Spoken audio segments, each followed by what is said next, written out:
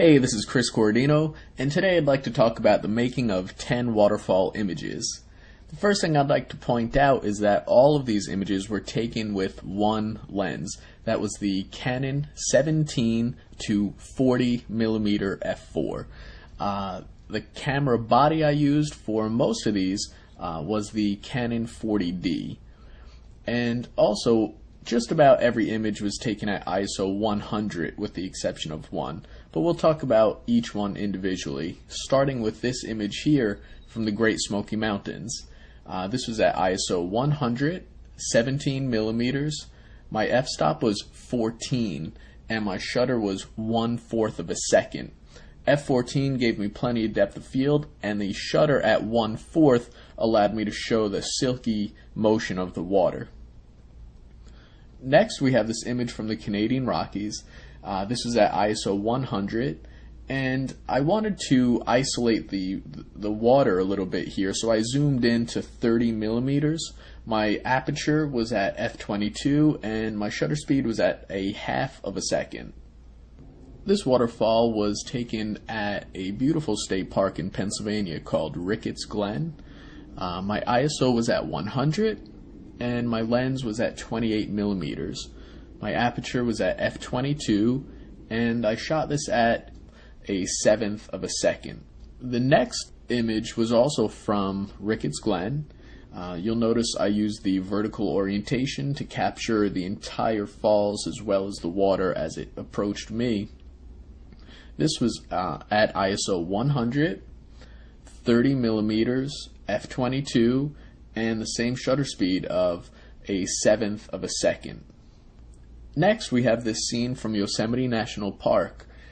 This is Upper Yosemite Falls, and for this image I actually used ISO 400. The reason I did that was just simply to get some more light into the camera. It was taken a long time ago with my Canon 10D, so I knew that if I used too long of a shutter speed I would introduce a lot of noise into the image. So I opted to use ISO 400 and keep my exposure time down to 15 seconds. This was lit entirely by the light of the full moon. My aperture was at f4. This scene was from the Great Smoky Mountains. This is Abrams Falls. ISO 100. My lens was set at its widest at 17 millimeter. Aperture at f20. And my shutter speed at 1/13 of a second.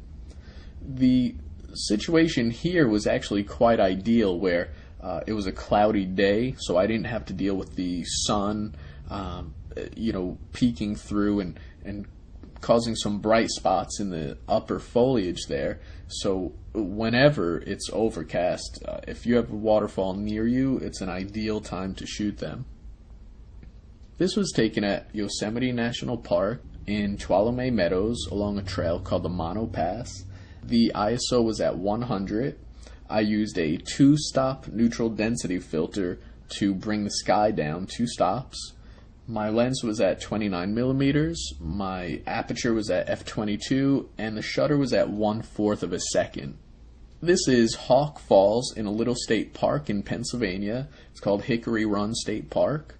My ISO was at 100, my lens was set at 28 millimeters, aperture at f22, and the shutter at 1/10 of a second. Here's an example of how the sunshine can actually cause some problems for a landscape photographer. As I approach this waterfall, this is Laurel Falls in Tennessee in the Great Smoky Mountains. Well, as I approached, the sun started coming through and causing some hot spots in the upper part of the foliage.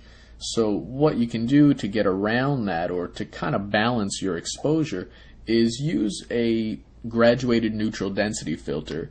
I have them in 2, 3, and 4 stops, and basically what happens is the top part will block out 2, 3, or 4 stops of light, and it will allow the bottom of the scene to properly expose. So in my opinion, it's one of the most valuable filters a landscape photographer can have. My settings for this shot were ISO 100, 17 millimeters, f20, and 1/8 of a second. And last we have this fountain.